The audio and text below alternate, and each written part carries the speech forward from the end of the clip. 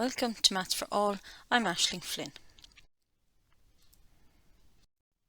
This is the Circle 1.5 Lines and Circles. So what we're looking at here are lines and circles intersecting or crossing over. And to find the points of intersection of lines and circles, we use simultaneous equations. So the word simultaneous meaning at the same time. So the points of intersection are simultaneously part of the line and part of the circle. So the coordinates of those points will make true the equation of the circle and the equation of the line simultaneously. And we've seen in algebra how we can find those values of x and y that satisfy both equations. Because one equation is linear and one is non-linear, we use the substitution method. Okay, so if you need to brush up on this from your algebra, by all means go back and do that. Now, if two different solutions are found, then the line crosses the circle at two different points, like this picture here. You get two different values of x's, and you can follow up with two corresponding values of y. If two identical solutions are found, the line and the circle touch at one point only, and the line is therefore a tangent. So you would find that the two answers from your simultaneous equation come out being the same. That means you've only got one point of contact and therefore a tangent. And if the equations prove impossible to solve and you don't get an answer, it means that no solution is found and that the line and the circle do not intersect. So they are never at the same place at the same time. So here's a question to illustrate how we do those simultaneous equations. Okay, the circle C has equation x squared plus y squared equals 17. L is the line x minus 4y minus 17 equals 0. The line L is a tangent to C at the point T. And number 1, find the coordinates of T. So we're looking for the point of intersection. We're told in advance that this is a tangent. Okay, so in this example, we will see how we will get two identical answers, meaning we've only one point of contact. So let's go about part 1.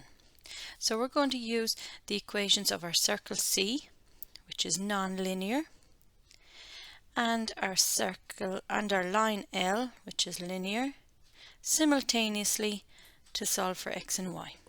Okay, and as mentioned on the previous slide, we're going to use the substitution method. For two lines, we can use the elimination method.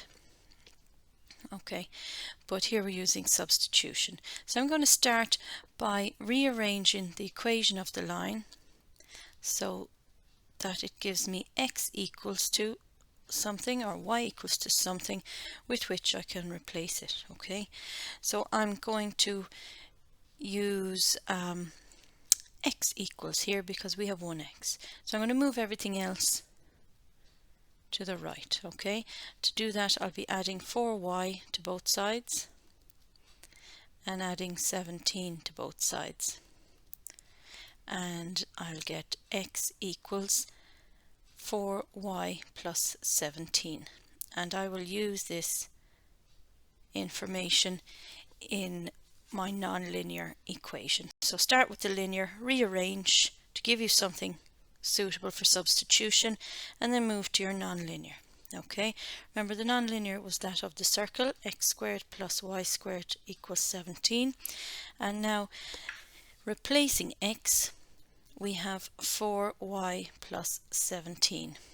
Okay, that has to be squared, plus y squared gives 17. Okay, I advise to use rough work for this next step. Okay, or on the side of your page, or don't skip any steps because people lose middle terms when they do. So we're multiplying 4y plus 17 by itself. Alright, so let's have a go at that. So it's a 2 by 2 multiplication multiplication. You can use whatever way you normally do this. Just check that you get the same result as I do. Okay, so starting with the 4y in the front bracket, 4y by 4y is 16y squared. 4 by 17 is 68. So we'll have 68y. And then using your 17 here, 17 by 4y is another 68y. And then 17 by 17, or 17 squared, is 289. And then we've got the plus y squared, and then we still have equals 17. Okay, so let's tidy up and have everything on the left hand side equals to 0. Why? Because it looks like we have a quadratic equation, and that's how we have them to solve. Okay, so we've got 16y squared plus 1y squared gives me 17y squared. Alright, y terms, we've 68 plus 68, which is 136y. We've got 289, then I'm going to take 17 from both sides. So minus 17 equals to 0. Alright, so just combining those numbers then on the next step, 136y. So 289 minus 17 is 272. Now they're really big numbers, hard to work with, but what you may have noticed is that we created some of the bigger numbers by multiplying by 17. So what I'm going to do here is divide the whole way across by 17 to simplify, make life easier.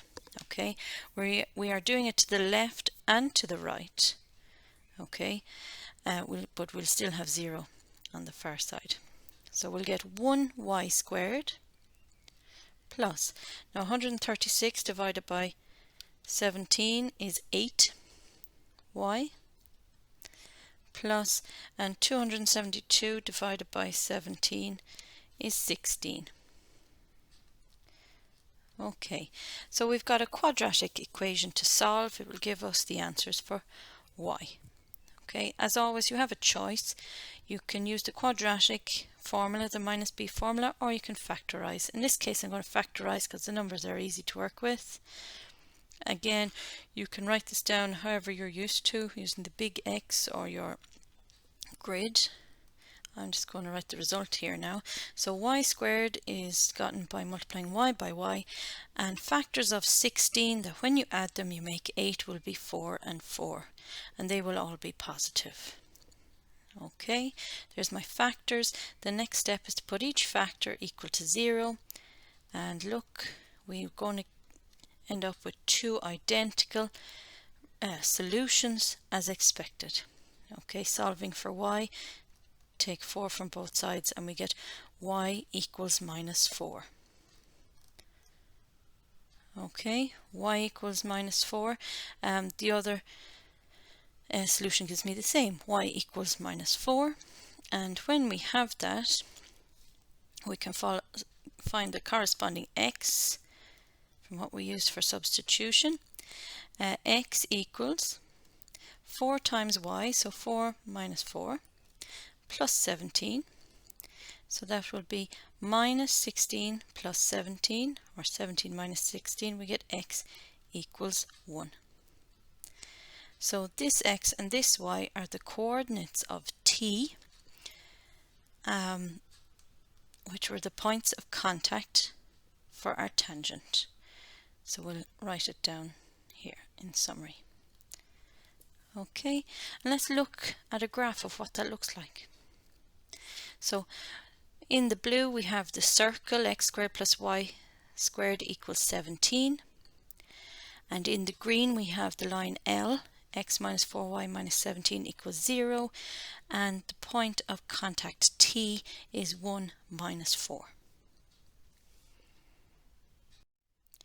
Okay, there's a second part to that question. The point T is one end of a diameter of C. Find the coordinates of the other end point. Okay, so this is what we have. Now recall, and we're told that this is one end of a diameter. Recall, a diameter is a line through the center of a circle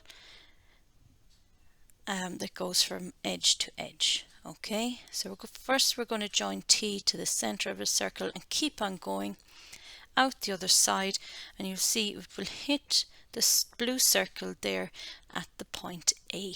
Okay, so we're looking for the other endpoint A. Alright, how are we going to do that? We're going to use a translation. Okay, we're going to see what movement will get the point T to the center of the circle, which is 0, 0. So what movement there, and then we'll repeat that, so the same distance in the same direction will bring me to point A. Okay, so let's see what the point T to the origin, what's that translation, what movements take place. Okay, so we're going to examine the x coordinates first, and the x coordinate of T, I'll just write that a little bigger, is 4, or is 1, sorry. So from 1 to get to 0, 0, the x coordinate drops 1. So it goes back to 0. In other words, we move to the left by 1. So the x value decreases by 1. And the y value, well, from T we go up, and we go up from -4 to 0, so we go up 4 units. So the y value increases by 4. And we're going to repeat that to get from the origin, that's O, to point A. Alright, now the origin has an x coordinate of 0, and we have to decrease it by 1, and we will get -1. And we'll look at the y coordinate now.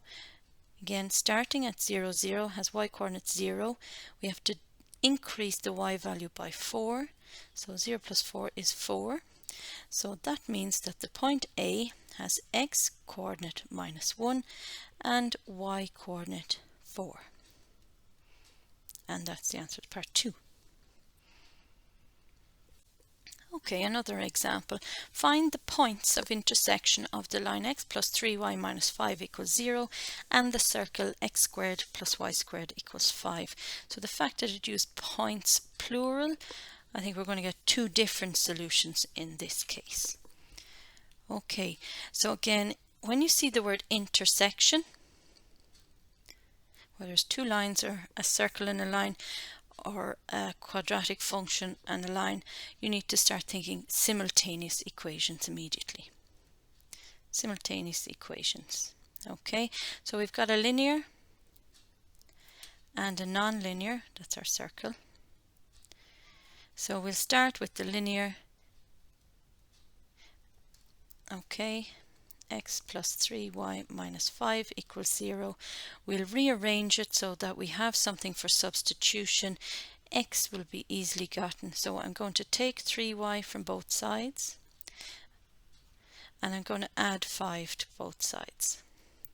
And what do I get? I get x equals minus 3y plus 5. So this is what I'll use for substituting. Okay, then we'll go to our non-linear. That's our circle. Oh, oops. Okay, x squared plus y squared equals to 5. And now we'll no longer use x. We'll replace it with minus 3y plus 5. But that needs to be squared. And now we'll work this out. So if you want, pause the video and try it yourself and see do you get the same. Okay, multiplying minus 3y plus 5 by itself. Okay, 2 by 2 multiplication. Minus 3y by minus 3y is plus 9y squared. Minus 3 by plus 5 will give me minus 15y. Going with the plus 5 now, I get another minus 15y, and then 5 by 5 is plus 25 plus y squared, which was there already, equals to the 5, which remains still. Okay, next let's group and simplify. So the 9y squared and the 1y squared gives me 10y squared. The minus 15 and minus 15 totals minus 30y. We have plus 25, and now I'm going to take this 5 from the left because we want a quadratic equation with everything equal to 0 on the right. Okay, we'll simplify once more there. We get plus 20 equals 0. So quite big numbers, but do you notice something? They all have 10 as a common factor. So if you can, it's not always possible, if you can simplify, divide by 10 left and right, and we get y squared minus 3 plus 2, 3y, sorry, plus 2 equals to 0, and this should be easily solvable. Okay, we're going to factorize. Again, it's your choice. You can use minus b if you want, but in this case it's much quicker to factorize. Y times y are the factors of y squared. Factors of 2 are 2 and 1, but they must combine to give minus 3 in the center. So both of them will have a negative sign. If they're to multiply to give plus 2, they must be of the same sign and go together to make minus 3. Now, to finish solving, we put each factor equal to 0, and we solve for y. So adding 2 to both sides, I get y equals 2. That's one solution. Add 1 to both sides, I get y equals 1. That's the second solution. So we're going to have two distinct different points of intersection in this example. Now, not finished, we have to find a corresponding x for each of those. So use what you used in substitution. Okay, so my x will be equal to minus 3 times the y plus 5. So in this case we get minus 6 plus 5, x equals minus 1. Okay, repeat that procedure for your other value of y, minus 3 times 1 plus 5. We'll get x equals minus 3, should be an equal sign there, plus 5, so we get x equals 2.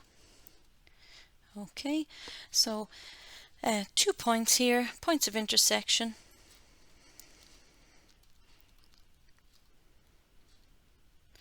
They are minus 1 for the x goes with y value of 2, and 2 goes with 1. So there we go. Alright, let's see what that looks like on a graph. There we have it. Okay, in the blue we have the circle x squared plus y squared equals 5. In the orange we have the line x plus 3y minus 5, and we see our 2 points of intersection, minus 1, 2 and 2, 1. Now you can try some exercises based on tangents with exercises 1.5.